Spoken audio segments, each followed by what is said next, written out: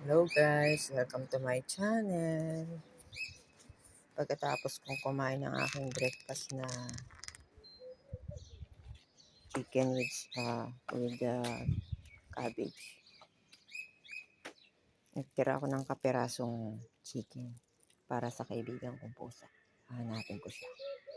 Anyway, before I show it to you, please click like, subscribe, and click the notification bell para patuloy nyo masubaybayan ang aming buhay dito sa Israel. Shabbat Shalom.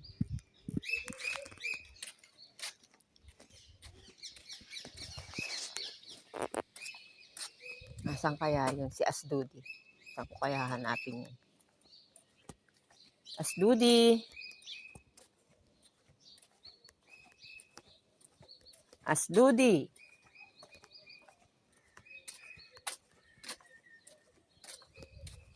Sarap maglakad. May init ng araw. Ang sarap sa balat. Kasi maganda nito, nakatube lang ako eh. Kasi magtatatakbo ka dito. Asdudi!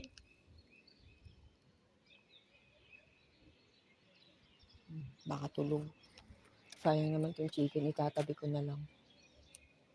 Bang halaman. Asdudi!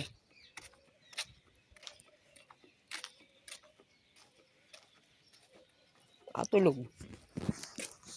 Tulog pa siya. Alam yung mga pusa, mahilig yan matulog. Kaya mahabang buhay nila eh. Kasarapan ng tulog nila. O saan kaya natulog? Sa kanyang mahal na amo. Asdudi!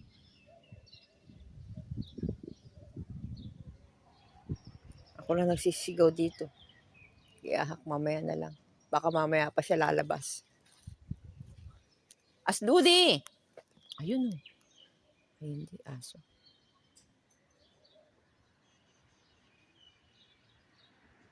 May lakad-lakad kaya ako.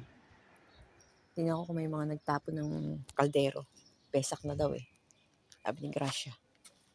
Ng kaldero. Daming kaldero sa bahay. Pero sa Pinas, hindi ka nabibili. Makakuha ka lang ng mga tinapong okay na. Wala. Kahon meron. Kahon meron. Nabigo ako ngayong umaga. Hindi ko siya nakita. Kasi ang pangako ko sa kanya, cat food.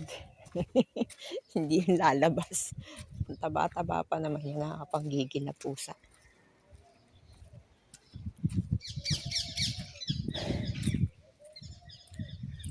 May napakabangong bulaklak dito. Kakaiba itong halaman na to. Ang bango ng bulaklak niya. Pag puti talaga mabango. Yan o.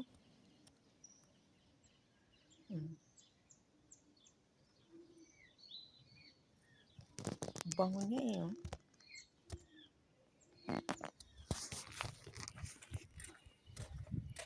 Sarap maglakad. Parang nasaan ako, probinsya.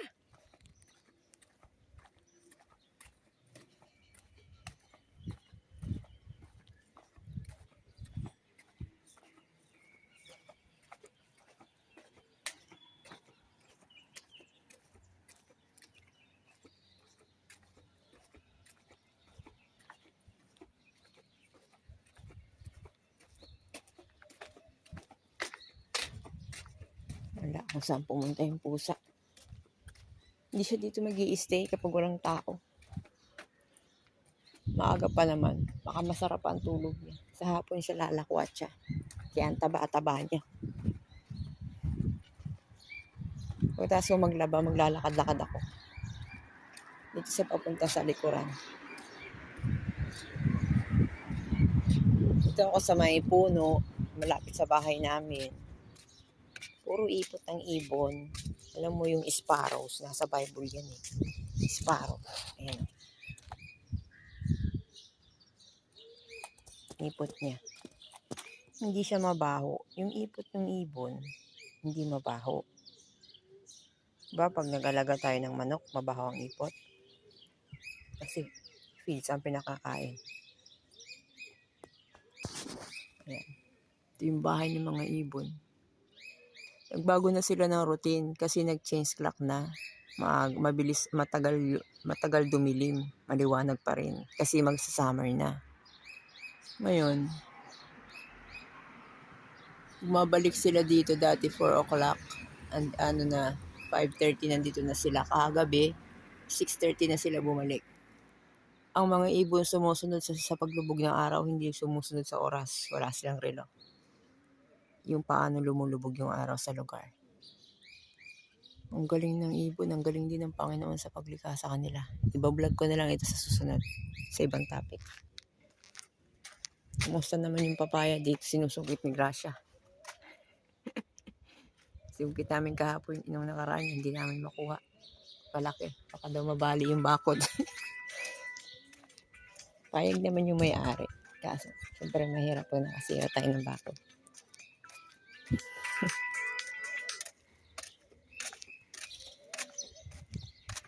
Wala, ilalagay ko lang muna sa chiller yung chicken.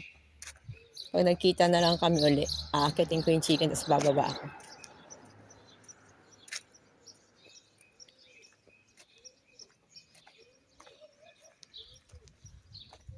Ganda dito. Ganda magpainit. Wala bang magandang garden dito?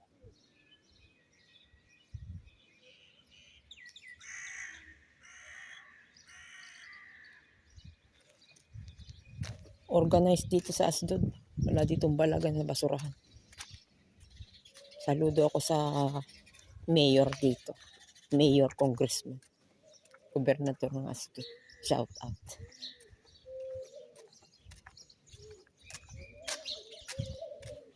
Hindi kasi ang mga nakatira dito nakikita ko Jay, maraming Russian. Hindi sila mabalagan. Malinis sila. Ganda dito.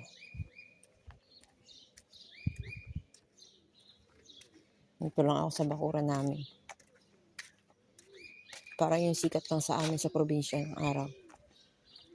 Kami sumakit sa bundok. May bundok pa dito. Mount Hermon sana. Kasi may digmaan. Nasakya si Asdodi Taba. Tulog. Mamaya ako siya mahahanap na hapon. Dito ako magsusulat.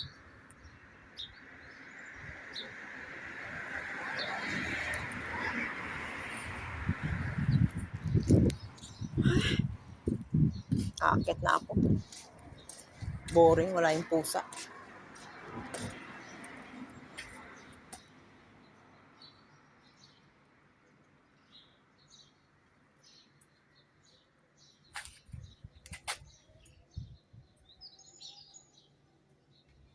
Tusok ko na kaya yung lemongrass dito. Tusok ko na kaya yung lemongrass doon sa kanto ng bahay na yun. Dito. Doon. Kaso baka bunutin. Ang ganda ng lupa eh.